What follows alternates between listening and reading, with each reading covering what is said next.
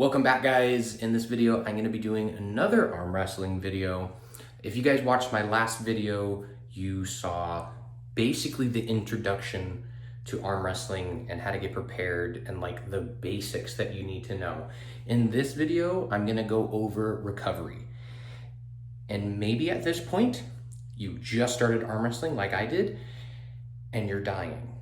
Your elbow is dying a horrible death, and you feel like chopping it off. I know how you feel. And we're gonna fix that. It's gonna suck, but we're gonna fix that.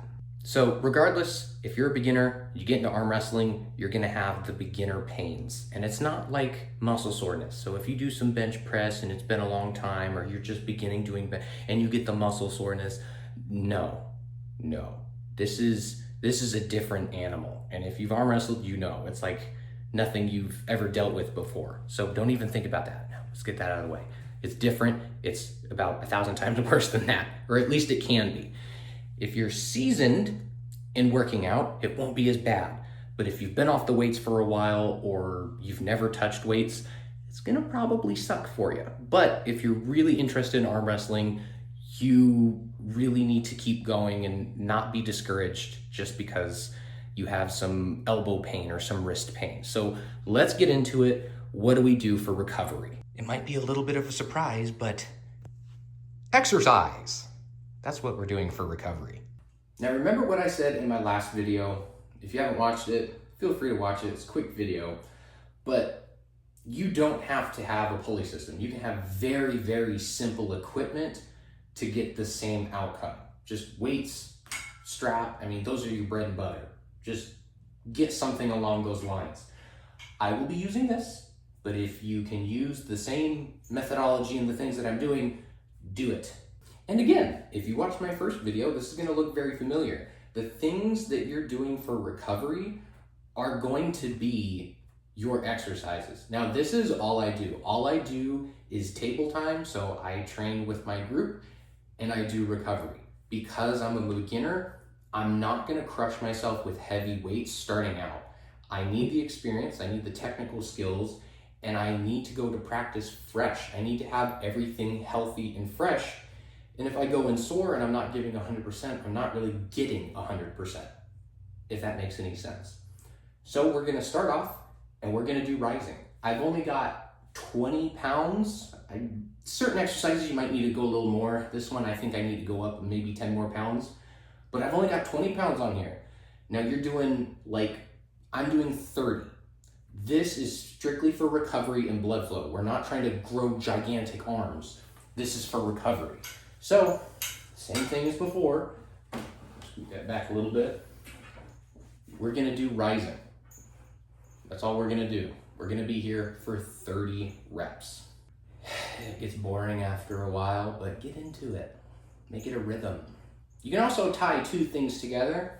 So like this is rising. If you also want to get a little bit of bicep work in there, I scoot myself back a little bit.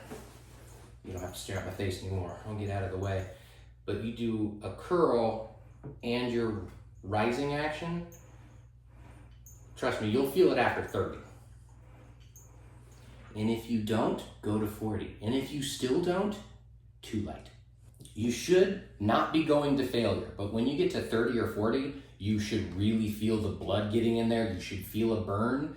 Not like when you're doing a set of bench or curls or something and you feel the burn, but you get to the point of fatigue. That's not what we're trying to do. We're trying to get this pump into our arms. So that's gonna be very beneficial for any sort of rising muscle. So you're gonna have your forearm muscle. I'm not gonna get into specifics because I'm stupid, but muscle right along the top, that's gonna be your rising muscle. Also a little bit in your wrist. Some people do get pain right here in the thumb. So we're gonna work that.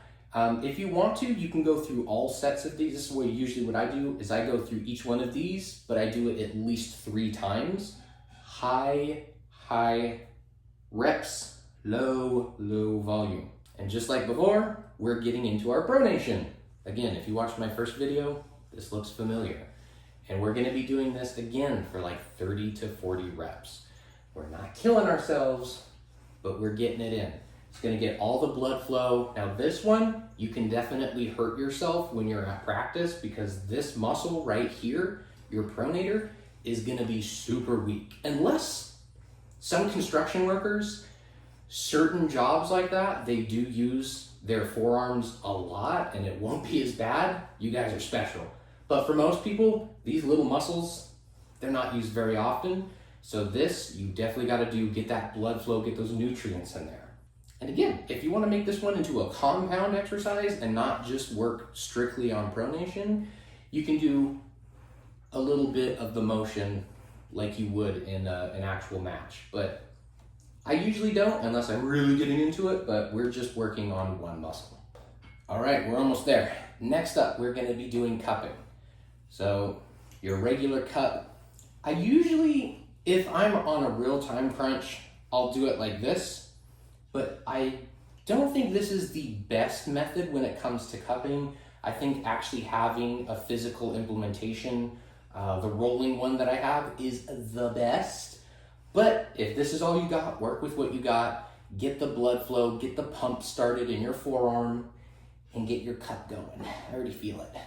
The next one that I do is your hammer curl, but I do it while I'm here doing everything else. So I'm gonna lock the wrist, and I'm gonna do hammer curls. It's not gonna be 100% range of motion. We don't want full range of motion. If you start doing arm wrestling, you're gonna learn a lot of stuff is just really, really tight. So when you do curls or hammer curls, a lot of it is gonna be not going out fully. You're gonna be locking out to maybe half of what you usually do for a full range of motion, because it's very rare that you're gonna be in that position in arm wrestling. So I'm working on stabilization in my wrist, see how it's not moving. So that's your rising muscle.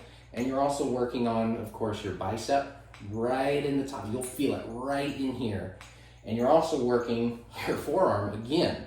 So that's why you don't do all this stuff back to back. Take a little bit of a break because there's a lot of stuff being used here.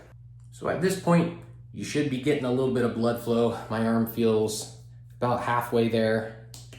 Feels a little bit pumped. But something that I have an issue with, I have usual pain in here that goes away pretty quickly. The other side of the elbow, I do get pain, but recently I've been getting pain right here. Right on this side, not on the thumb side, but this side. So you figure out what you need and you work it. So I've got bands. I'm gonna pull tension to where I need and I'll be going this way. So it's kind of like rising, but the other way. So I'm gonna be getting blood flow here. Same thing. We're not going heavy. We're just doing this for 30, maybe 40 reps. Decent tension, enough to get blood flow. Now, to be honest, that's what I stick with because those are the things that help me. Now, there's a few other things that you guys can do depending on where you're hurting in your arms when this happens. So some people start to get pain in their shoulder. A really good idea is to do lightweight exercises that you would usually do for your shoulder. So side delt raises, again, very light. And you can also do rear delts. So your rear delts get hit decently. So that's another thing. Just lean forward and you're gonna be doing rear delt raises. So I'll do a few of those. And remember, work with what you got. I don't have dumbbells, but I do have bumper plates. So I've got a 10-pound plate here. I'm just gonna do good, strict form, side delt, 30 reps. And then once I'm done with those 30 reps, it's pretty easy. I'm just going to lean forward. So as I lean forward, I'm going to do the same thing, but this is now getting my rear delts, which honestly, I need to work on quite a bit. So I'm actually going to do all of these. All right, so sticking with shoulder. If you're not really feeling it like on those external muscles on your side delt and your rear delt, you're feeling it like real deep on the inside and those aren't working, work your rotator cuff. I shouldn't have to say it again, but lightweight people, rotator cuff, you don't be messing with. So rotator cuff, a really good exercise is the internal and external rotation. So you're just gonna be doing things like this. Again, if you have some fancy contraption like I do, you're gonna be moving it. All right, so now I have it set up so it's about parallel to where my forearm would be. Honestly, it'd be better if it was down a little bit, but it can't be perfect. Maybe I'll just get up on my toes a little bit. You're gonna pull tension, and then I call this closing the sliding door. So we're gonna be doing this, and this feels amazing. If you have any rotator cuff issues, this is really, really good to do. And then once you're done with these, you're gonna do the opposite, which is opening the sliding glass door. All you have to do is turn around like this, and then open the door. Those should heal your shoulder issues, bar none, better than anything else. And the last thing I'll talk about is elbows, nerve pain. A lot of people get nerve pain, ulnar nerve pain, radial nerve pain. There's those two nerves, and I think another one run through the elbow area. So you could have any of those. Tennis elbow, which is basically the same thing. It's the nerves in here that are getting inflamed and they're not happy. If you have some sort of NSAID, ibuprofen, Advil, Tylenol, something to bring down general swelling, use those appropriately, of course. It'll help a little bit, but of course we want blood flow, we want nutrients to get to your elbow. You can look up some physical therapists, I'm not one, but a few of them is called flossing. So basically moving your arm like we've been doing, but in a different way. So you're gonna be moving your arm like this, and that's supposed to be flossing it through. I guess it's helpful. Sometimes it's helped me, but not really. But geez, if you can try anything, try anything. I usually do this in a bunch of different ways, like move my arm and bend in a bunch of different ways, and it will get things moving. It'll get that nerve to try to calm down. It helps some people, but if this stuff doesn't help, try doing the nerve flossing. So that is my recovery technique. But I do have one more thing to say. This is not an end all. Recovery needs to be done the day of, the day after, the day following. You have to keep up on recovery. And when you start out, like even myself, I just got done with practice on Sunday. Monday, I took a rest day. That was just me.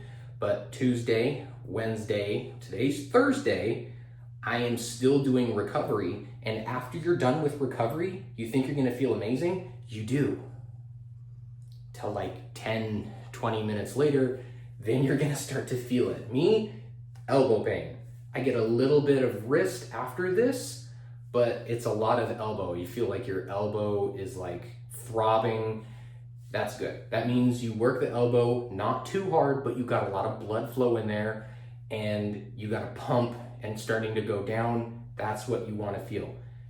Work through it. If it's stinging pain and you feel like something's gonna break, don't. But with this really low weight, that's what you want to focus on. It's going to suck, but if you love arm wrestling, you're gonna keep doing it. You're gonna do the recovery. I was probably one of the worst. I had, after my first match, a month. I had elbow pain, wrist pain, bad for a month. Like crippling freaking pain. And then I finally got recovered. I went to arm wrestling again. Took about 3 weeks. And I'm like, okay, it's starting to go down. Again, lots of recovery. Found this technique, because before I was lifting heavy weights.